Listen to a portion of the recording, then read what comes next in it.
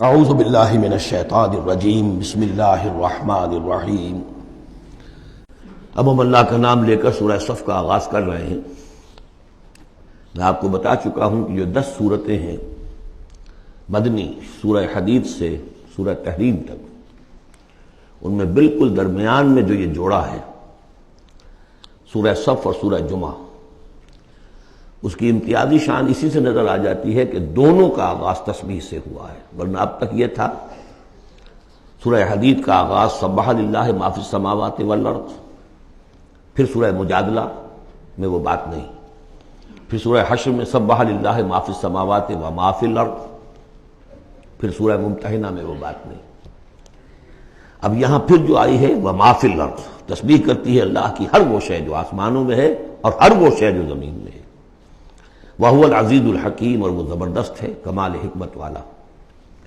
لیکن اس کے فوراً بعد سورہ جمعہ ہے، وہ ہے يُسَبِّحُ لِلَّهِ مَا فِي السَّمَاوَاتِ وَمَا فِي الْأَرْضِ۔ تو اس میں جوڑے ہونے کی نسبت بہت نمایاں ہو گئی، مشابہت بھی ہے، تسبیح دونوں کا آغاز ہو رہا ہے، پھر تکمیل ہو رہی ہے۔ میں نے بتایا تھا کہ نسبت زوجیت میں کسی مقصد کے لیے جنس جو ہیں دو، وہ کسی اعلیٰ تر مقصد کے لیے ان کے اندر ریسیپروکل نسبت رکھی جاتی ہے۔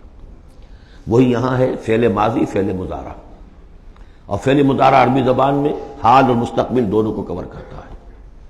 تو یہاں اس جوڑے میں آ کر ان دونوں کو جمع کر دیا گیا کہ یہ تسبیح جو ہے کائنات کے اندر، جو کائنات کی ہر شے کر رہی ہے، یہ ہمیشہ سے ہوتی آ رہی ہے، ہر دم ہو رہی ہے، ہمیشہ ہوتی رہے گی۔ یہ سورہ مبارکہ جیسا کہ میں نے کل آپ کو بتایا تھا، سورہ حدید کی جو آیت ہے، جس کو میں نے عرض کیا تھا، اگرچہ وہ لفظ اچھا نہیں ہے، عریاں اور ننگا، واقعتاً یہ ہے کہ پورا عریاں اور ننگا فلسفہ انقلاب سورہ حدید کی آیت نمبر 25 میں ہے۔ انقلاب کس لیے لایا جاتا ہے؟ فرانس کا ریولوشن کیوں آیا تھا؟ ظلم ہے، بادشاہ لوگ بیٹھے ہوئے ہیں، عیش کر رہے ہیں، لوگ کسان ہیں، مزدور ہیں، وہ کام کرتے ہیں، ٹیکس دیتے ہیں، یہ عیاشیاں کرتے ہیں بدمعاش لوگ، ظلم ہے، ختم ہونا چاہیے۔ لوگوں نے جانے دی، ہزاروں نے جانے دی، پھر شکل کیا بن گئی کہ وہ تو ایک بظاہر ڈیموکریسی، عوام کی حکومت، حقیقت میں سرمایہ داروں کی آمریت قائم ہو گئی۔ ظلم ہے، مزدور کارخانے کے اندر کام کر رہا ہے، اس کے بچہ جو ہے بھوکا مر رہا ہے، یا وہ اگر بیمار ہو گیا تو اس کی دوا نہیں ہے، اور اس کی محنت اور مزدوری سے جو عیش کر رہے ہیں، لال پری جو ہے ان کے شام کو جو ہوتی ہے، ان کے جام میں وہ کیا کیا ہوتی ہے، علامہ اقبال نے کس قدر تلخ حقیقت کہی ہے۔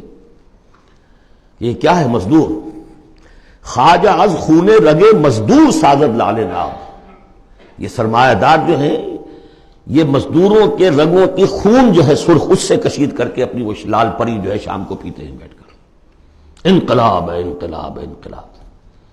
نتیجہ یہ ہوا کہ بولشوک ریولوشن آیا، پھر مصیبت، اب ایک پارٹی ڈکٹیٹرشپ قائم ہو گئی، آسمان سے گرے، کھجور میں اٹکے، کھجور سے گرے، کسی کھائی میں جا گرے۔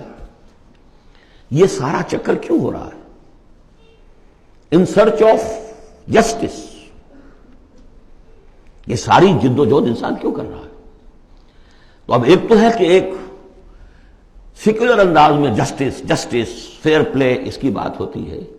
دین میں آپ دیکھیے کہ قرآن نے جس طرح میں نے کل آپ کو بتایا، اللہ قائم بالقسط ہے، مسلمانوں کا بحیثیت امت رول یہ ہے، یا ایھا الذین آمنوا کونوا قوامین بالقسط، یا ایھا الذین آمنوا کونوا قوامین للہ شہداء بالقسط۔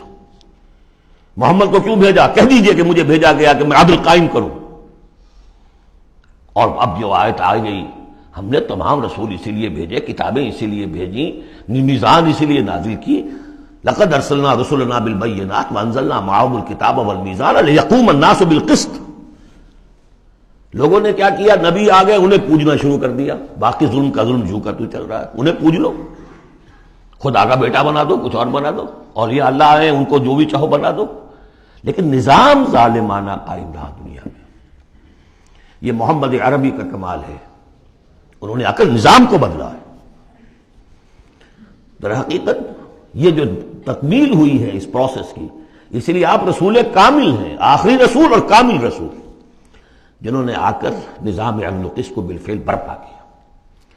چنانچہ وہ جو ایک عام قانون آیا، پھر اس میں اتنی ننگی بات، لوہا استعمال ہو سکتا ہے، طاقت استعمال ہوگی ظلم کے خاتمے کے لیے، اور ان تمام جتنی بھی ناانصافیاں ہیں ان کو ختم کر دیں۔ اگرچہ یہ لوہا کسی طریقے سے استعمال ہوگا، یہ لوہا خودکشی کے کام بھی آ سکتا ہے، خودکشی نہیں کرنی ہے، اس کے کچھ شرائط ہیں، اس کے ضوابط ہیں۔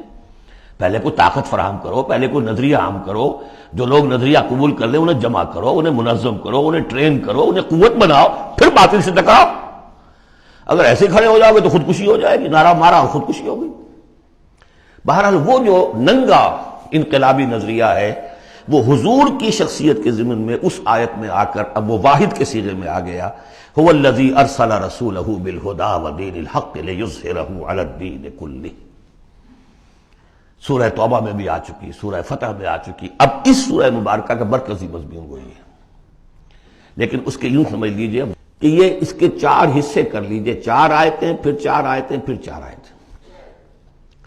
پہلی 4 آیتیں تمہیدی بھی ہیں اور ایک اعتبار سے اس میں اصل میسج آ گیا ہے۔